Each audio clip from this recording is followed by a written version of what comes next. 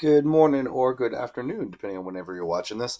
So here are the directions for this assignment. If you're watching this video, you're probably at home because you're homesick or for some other reason. So here's the work that we're doing today in class. What we're going to do is look at the Declaration of Independence from a couple of different perspectives, and then try to understand why people have different interpretations of the Declaration of Independence, because people disagree on what it means and what it means to us today. So the first thing we're going to do is read two different interpretations from two different historians. One of the historians is Bernard Bailyn. He wrote a book called The Ideological Origins of the American Revolution. And here he gives his interpretation of what the Declaration of Independence means. Here is an excerpt from a second historian by the name of Howard Zinn. He wrote a book called A People's History of the United States, and he has a bit of a different interpretation of why the Declaration was written and why it was written the way that it was.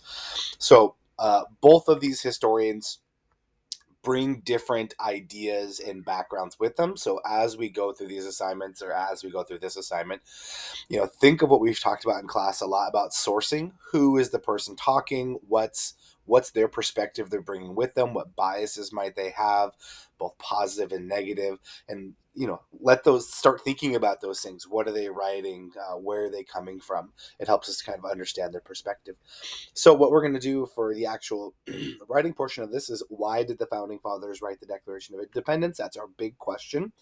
And what you're going to do is record what each historian believes in the chart below.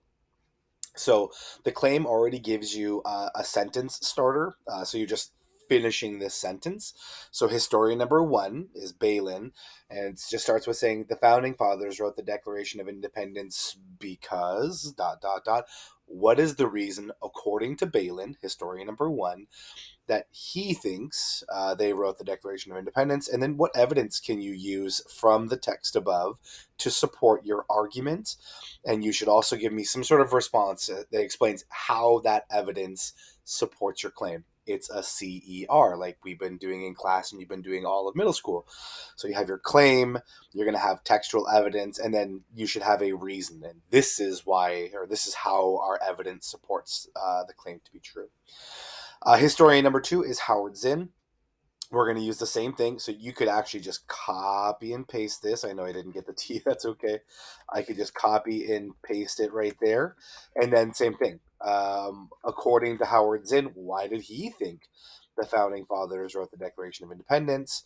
Provide me with a piece of evidence, and then explain. Use your own reasoning that justifies. Why do you think this evidence supports the claim to be true? So another CER is what you're doing here. The second part of it is, let's again look at the preamble to the Declaration of Independence, which we've done over the last couple of days, right? So I'll have you read through this. There's some vocabulary stuff in here to help you. Hopefully you know enough about it already, because we've read it a couple times. But a couple of words in case they get in the way of you understanding it. And I also want to point out that there's a dictionary tool here in Kami. So if you don't know what a word means, then you can just double click on the word and it'll give you a definition. Okay. So if you're there's no definition. So if you don't know what a word means, you can always just look it up directly in here, or you could Google what the word means as well. It's kind of a dictionary for that reason. And then what I want you to do is, in the space below, rewrite the Declaration of Independence in your own words. So how would you put this into 8th grade speech? It does not have to be matching sentence for sentence. So if you count the lines, there's actually not that many sentences. There's too many commas. But it doesn't have to match line for line. Can you get the general idea? And put that into 8th grade language. Like, how would you rewrite this if you were, if it was a modern document, so that you and your friends could actually understand it without all these vocab helps and without having to use a dictionary? How would we rewrite it for today's world? The last step here is going to be looking at the grievances. And this is kind of going towards the heart of the disagreement between Balin, historian number one, and Zinn, historian number two, is they list all these problems in the Declaration of Independence that they have with the king and parliament, mostly the king. And so what I want you to think about is the problems that they list.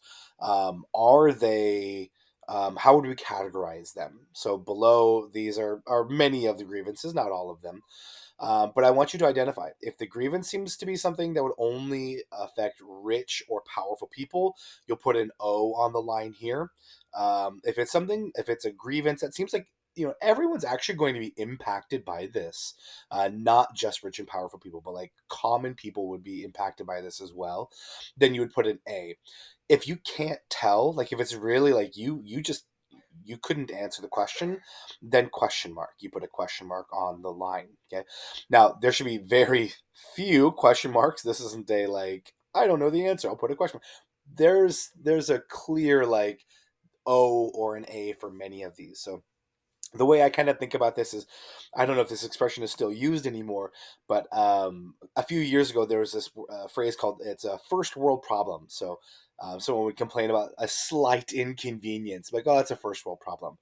To me, that's kind of these. It's only those who have wealth and power are going to complain about that. Like, "Oh, my jet ran out of fuel and I can't fly to the Cayman Islands for the weekend." Well, that's a rich person problem. Most people don't have jets. Most people aren't taking weekend vacations out of the country.